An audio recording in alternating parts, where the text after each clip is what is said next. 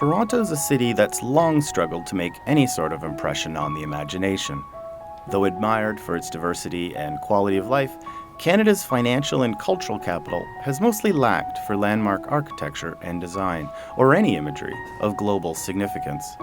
It's a city better appreciated for its vibrant, livable neighborhoods than striking urban moments. Some may claim the CN Tower as an exception, what was, for a time, the world's tallest freestanding structure. But really, there's only one building that's ever put the city on the map: Toronto City Hall, created by Finnish architect Viljo Revel. For a brief moment in the 1960s, its sculptural symbolic design suddenly made the city look almost avant-garde. And though Revel's City Hall complex has had an uncertain relationship with residents at times, today it's embraced as Toronto's one truly iconic piece of architecture, and as an example of how design can inspire a sense of civic belonging. I think to appreciate this design, you have to take yourself back to Toronto in the 1950s. So Toronto in the 1950s is about 1 million people. We're the second-tier city in Canada after Montreal. We're not really the center of any design culture. We were still fairly colonial. So the competition comes along, and we see international designs from all over the world, from all of the hotshots and the heavyweights. And Revel's was by far the one that captivated the audience, especially Saarinen, who was one of the key judges.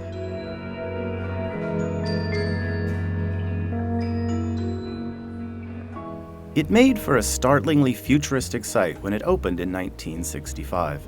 Two curving, inward-facing towers of differing heights, their ribbed backsides inlaid with strips of granite, cradle the flying saucer-like structure that houses the council chambers, which is itself elevated above a 2-story podium.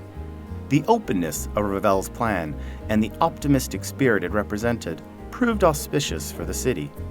At the same time, Canada's immigration laws were being loosened and a more diverse, multicultural population began to take shape.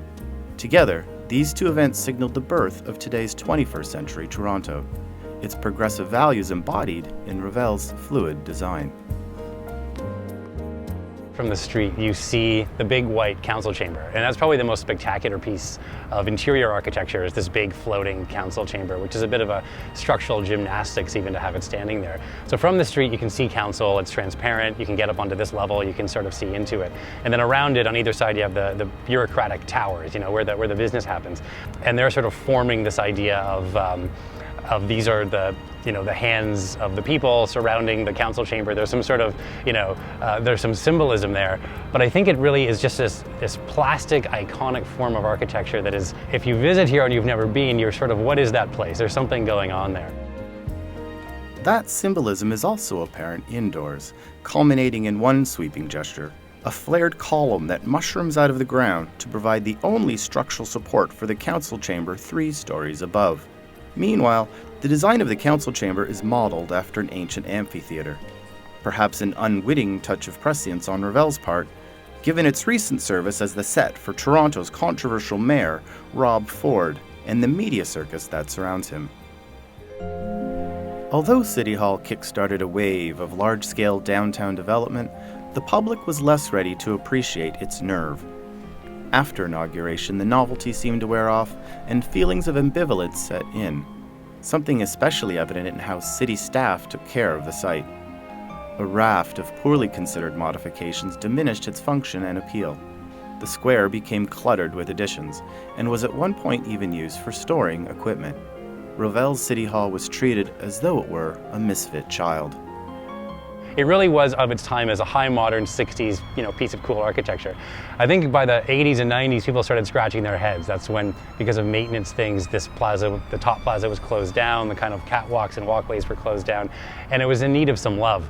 And there was some sort of unfortunate kind of interventions done at that time, and it was more about how do we fix this sort of like modern building rather than work with it. Fortunately, an ongoing revamp is restoring much of Revel's original vision to the site.